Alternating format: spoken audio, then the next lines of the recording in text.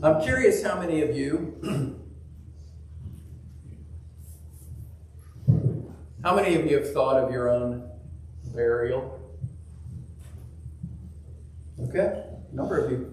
I know that in church we are often asking about like what happens after burial, but I wonder if you think about that part. Like most Americans in a recent survey, I've discussed this with Rachel, but I've not made any firm plans. I know one thing I've told her, I'm a big fan of a carved tombstone, not a flat one, a decorative one. Wouldn't have to be huge or ornate. I like those better than the flat ones. As far as the coffin goes, I have no preference at all. In fact, I don't care about that because it's going to be seen very briefly. Now, I don't want to make you uncomfortable. And like I said, it doesn't sound like Mother's Day. And I apologize. But we're going to see in today's passage what arrangements were made for Jesus. And they're nothing like any of us will ever experience. Now, we discussed last week that John was very insistent in making sure that everyone understood one fact about this part of his story. And he wants us to know, no matter what else you get, Jesus died. That's very, very important to him. The resurrection is not that big a deal if we can't establish that Jesus first died. He died like people die. He is fully God and fully man. Now, I won't re-preach last week's sermon, but John's not really quite finished with this idea. So we look ahead in John 19 and 38. After this, Joseph of Arimathea, being a disciple of Jesus, but secretly, for fear of the Jews, asked Pilate that he might take away the body of Jesus. And Pilate gave him permission, so he came and took the body of Jesus. So Jesus has died, but he's still on that cross.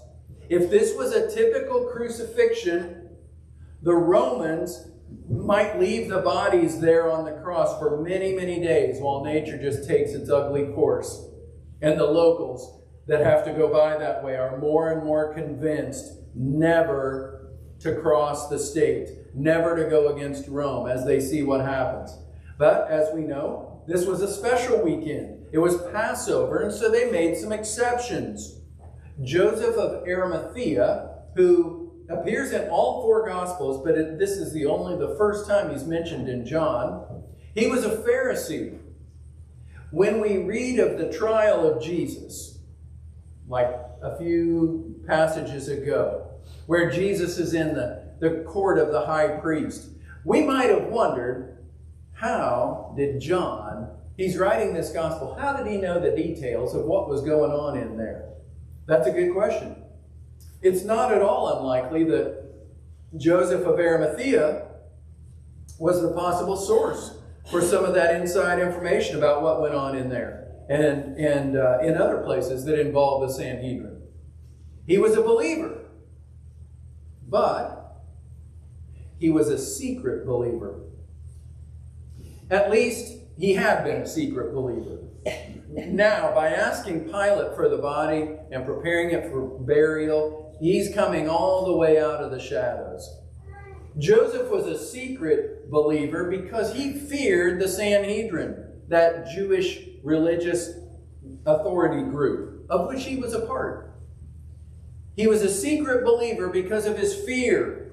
There are secret believers today in China, North Korea, Iran, Somalia. There are secret believers all over the place like that. That kind of secrecy kind of makes sense to us. But can we be real just a moment? We don't live there. None of us experience anything like believers do in those places. We don't face the threats they do for declaring our faith. Some of us may have begun our faith journey in secret. But at some point, our faith has to be public. Some may not have even declared your faith to your pastor yet. how are you going to have the courage to stand tall in the world? I would encourage you to let this be your proving ground. When you come to faith in the Lord, tell someone. Tell your loved ones. But tell someone in the church, because you know what will happen when you tell someone? Their faith will be encouraged. They will be excited. The Lord will be glorified. And they'll pray for you. And they'll support you. And you'll have a lot better journey in those early days. That's really important. Let's look at verse 39.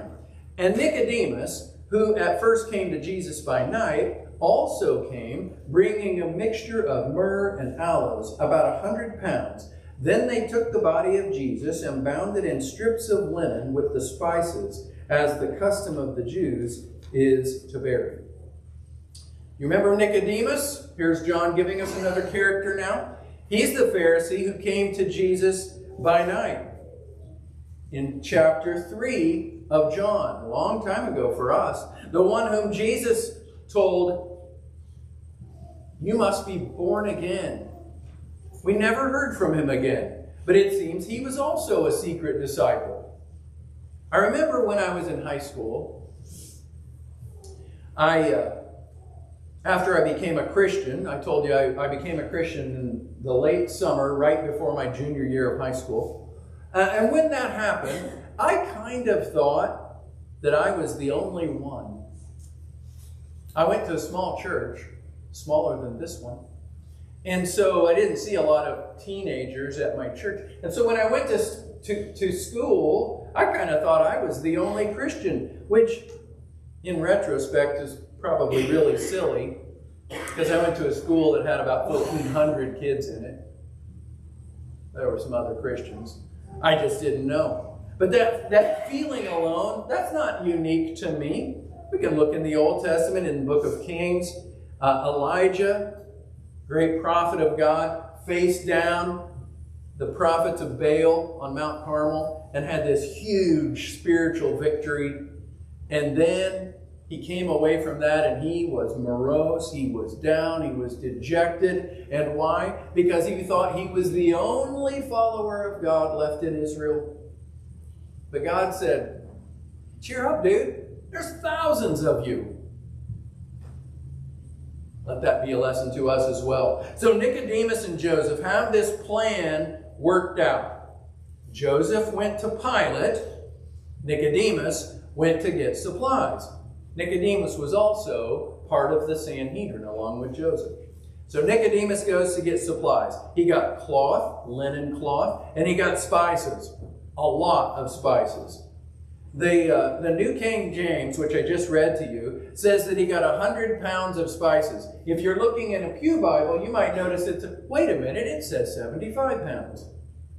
So this is a side note here. One of them is translating the word, that word in the old language, to the word pounds, and the other one is translating the mathematical unit. Because in Rome, at the time, the unit of measurement that we would call a pound only had 12 ounces. So that works. That's why one says 75, one says 100. Okay? But it's a lot of spice. It's a big expense. I looked up, because I'm curious, a pound of myrrh, you can buy myrrh now. It's like little pellets. A pound of it costs about $30. So if he bought 100 pounds or even 75 pounds, that's a big expense. That was a big investment for Nicodemus. And it would have been a declaration. It would have been hard to stay secret while he's getting all these things.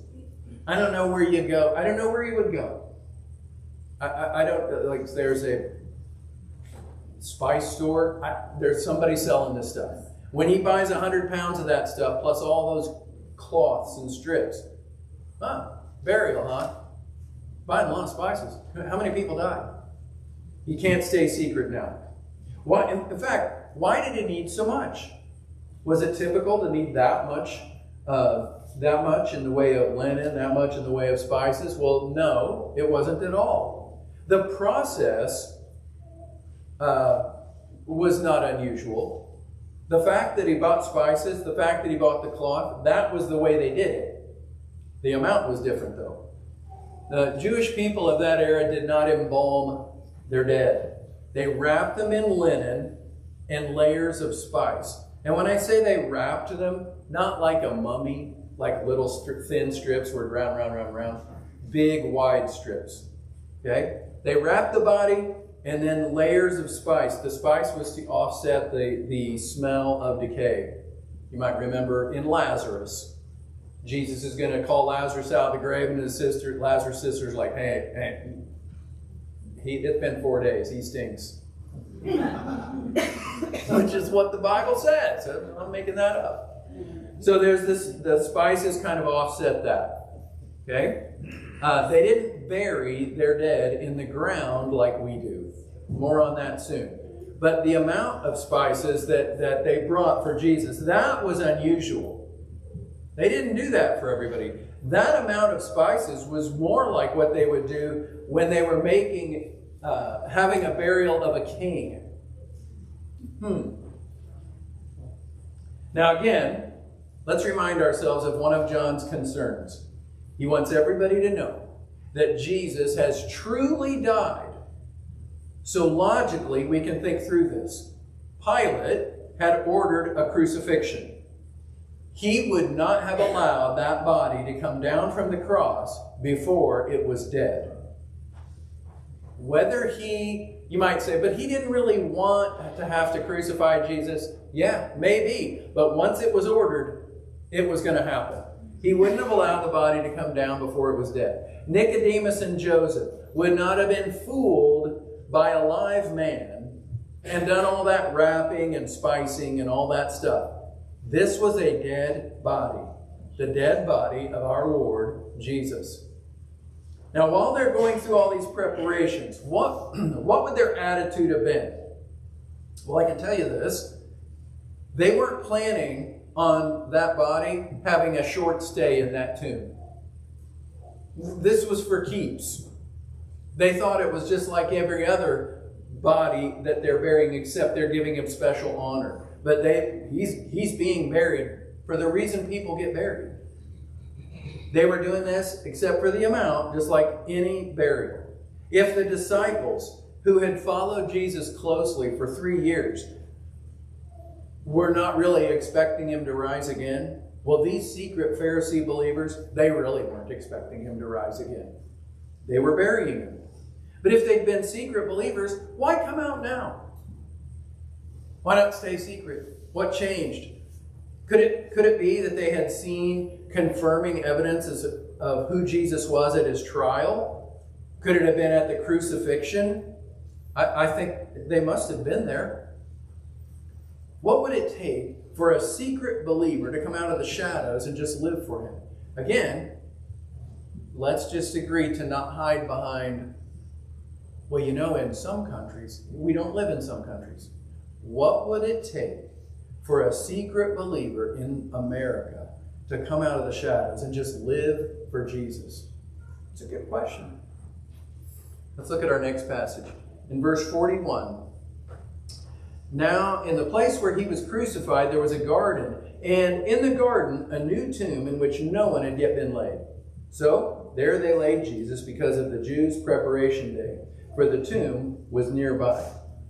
So Joseph of Arimathea was a wealthy man, probably really wealthy. He had a private garden where he had a tomb prepared. It was almost certainly not prepared for Jesus. It was prepared for himself. I mentioned earlier, I like the idea of like a carved monument, one of those that, big thing. It doesn't have to be the biggest one in the cemetery. I don't want you to get the wrong idea. I just like the artistic nature of it. Whenever I go to a cemetery, I always notice those. Okay? Well, Joseph, let's pause a minute. The thing that'll probably keep me from getting that is the cost. Right? That's got to be a lot more expensive than like the flat thing. You can make your own starter now. I could. But that's probably the only way it's going to happen, because between the two of us, Rachel's the tightwad, and if I go first, she's not going to spend that extra money. So I'm probably not getting that. But imagine how expensive, how costly a tomb would be that is hewn out of solid rock. In other words, it's rock. They don't have a jackhammer. They got to pay somebody to carve this thing out of rock, big enough to go in, to have the places, and with the stone in front of it, the whole bit. That would be a tremendous, costly expense. These tombs were big enough to bury multiple people in. It was like a family tomb. And so you would go in, and then there would be places along the wall. There would be a place in the middle that's lower, so you could stand there while you deal with the other issues that are going on there. And then it had this opening that was smaller. That opening would have this round stone, like you can see there, made into a channel that would allow it to be open or closed. Now, not easily, because it's a big giant rock, but it could be moved. Inside the tomb, on the walls were these shelves that were cut out of the solid rock, and they were cut long enough for a body to lay there, and just a couple of feet tall. And there would be several of those shelves cut there, because like I said, it's a family tomb. And so what happened would be when someone died, they were prepared, as like I've said, with the wrapping and the spices and all, and then they were put on one of those shelves. And then about a year later, the tomb would be re-entered. And that body is now just a skeleton. And they would take those bones and put them in a box called an ossuary. And that box then would be placed on a different shelf. And then there's room for the next person in the family. You might think, well, that's kind of gross. Well, I mean, it is what it is. But see, the thing is, Joseph's tomb had never been used. So, when, as we'll see next week, someone comes and looks in that tomb, it isn't like there were multiple people that were laying in there. It had never been used. There was only one person that could be there. And like we know, spoiler alert, he's not there then. Okay? So there's no confusion. So Jesus was buried in Joseph of Arimathea's tomb. Interestingly enough, we can read in Isaiah chapter 53, that was written about 600 years before. Isaiah writes, "And they made his grave with the wicked, but with the rich at his death." That's interesting. Jesus died for the sins of the world. He needed a grave because of the wicked. And he was buried in a rich man's tomb. Next time somebody tries to make the case that Jesus is really against the rich, try to remember these two rich men who served Jesus and honored him at this moment. So, there they laid Jesus. We still use language like that. We say when someone's buried, they're laid to rest. We've seen several times in John's Gospel that he's made reference to the original creation. Here we see it again. The first creation scenes in the Bible are in the garden. Here's Nicodemus and Joseph, and they take Jesus' body to another garden. Jesus is the Creator God, and he's making his new creation by making a way for mankind to be reconciled to God. His work is finished, and now he, God, rests. A new age is about to begin. Jesus was doing something. It was a plan. What can we learn from Nicodemus and Joseph? Well, first I think we need to remind ourselves that they didn't remain secret believers. They staked a claim for their faith. And we can't be secret believers. Well, why would we want to be? I've seen people, sports fans, and diehard sports fans sometimes will consistently root for teams that have done nothing but lose for decades. And still they're fans. And they're not ashamed of it. And I have a lot of respect for that. Because if you're just going with the latest team that's doing well, man, you're not really a fan. You like winning. You don't necessarily like your team. Okay? But even, the team that has I don't follow baseball, but aren't the Baltimore Orioles, hasn't it been a long time since they won a World Series? And yet there's still people that proudly put on the Orioles outfit, right? Hope next year is going to be our year. Well, see, Jesus isn't like that. Jesus, you can be on Jesus' team. He doesn't have a losing record. Why be ashamed? Say it loud and say it proud. Jesus said in Luke 9:26, "Whoever is ashamed of me and my words, of him the Son of Man will be ashamed when he comes in his own glory and his Father's and of the holy angels." So that doesn't sound so good. We can also see that Joseph and Nicodemus used their resources to glorify Jesus. They're not praiseworthy because they had a lot of resources, but because they used what they had for Jesus' glory. I've had several people come to me over the years with financial needs, and I understand how things get tight. But often I wonder, are those people being faithful to God with what they have? Or are they trying to live a life where the arrows of blessing always point toward them? I've found in my life that God has helped me time and time again as I've consistently tithed and used my resources to glorify Him. And that includes a whole lot of times when there was more month than money at the end. We also see that Joseph provided a costly gift of his family tomb. That was a substantial financial gift. But what else could we say that gift was? It wasn't just a financial gift. That gift represented Joseph's future.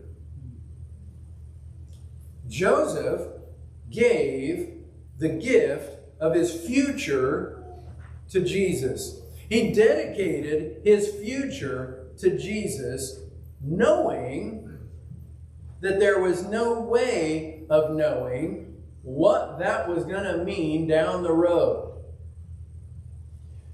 Joseph could have given money knowing more money would be generated. He could have given all sorts of things. But to give this was to give his future. When he gave his future to Jesus, that meant he didn't know what was going to come later. It's still that way. It's still that way. In committing his unknown future to Jesus, what he was doing was consecrating everything to God. See, it's God's will that everyone be forgiven of their sins. Jesus said, Whosoever believeth in me shall have everlasting life. Right? It's God's will. But then, it's God's will that every believer commit their future to God. It's God's will that the saved person then gives the gift of their future to God. We would call that being sanctified. Sanctification is God's will for every believer. I think of my own experience. When God saved me, He forgave me of my sins. My life changed.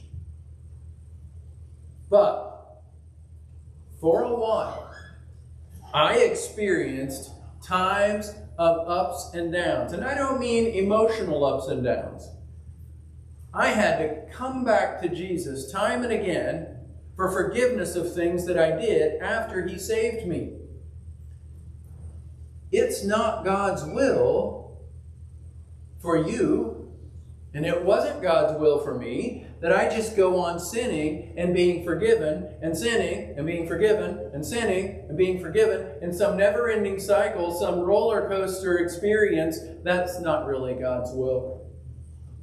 I can't imagine Jesus dying on the cross so that I could be a lot like I was before.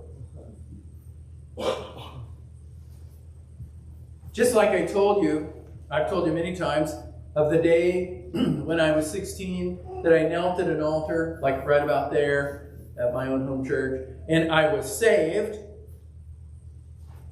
At that moment, you could say that what I did, I asked Jesus to forgive me of my sins and to come into my heart and life. And really, you can make the case that what I did was I gave him my past and I gave him my present. I need you to forgive me of all those things I've done, and I want you to help me today. And he did. He did that.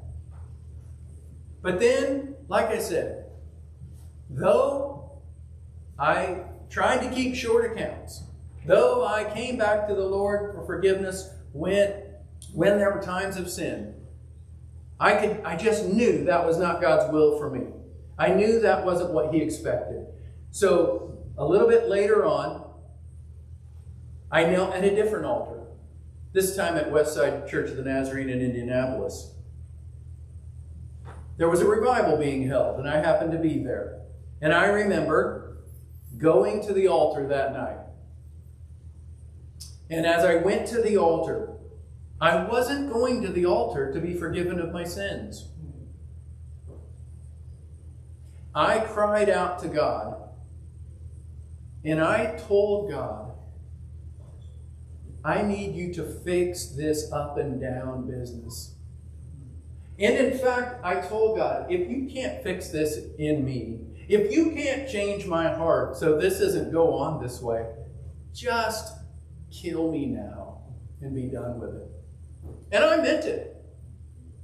And it was at that moment that God in his mercy sanctified me holy.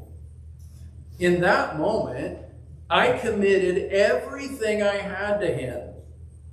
I opened every door of my heart and said, you can go in anywhere. There's nothing held back. There's not a place where you can go there, but leave that alone. I opened my wallet. I said, you can have what you need. I opened my calendar and said, you can have any day you want. And I gave him the gift of my future.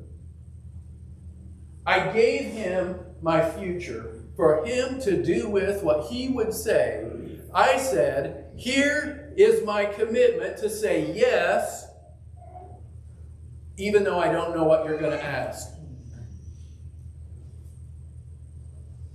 I gave him the gift of my future. I gave him full access. That's what Joseph of Arimathea had done. He gave Jesus the gift of his future. He didn't know what else was coming. Well, wait, Joseph, you sure you want to do that? What if this happens? What if that happens? What if this? What if that? We can all do that. All of us can do the what if game. But Jesus is concerned that we give him everything. Everything.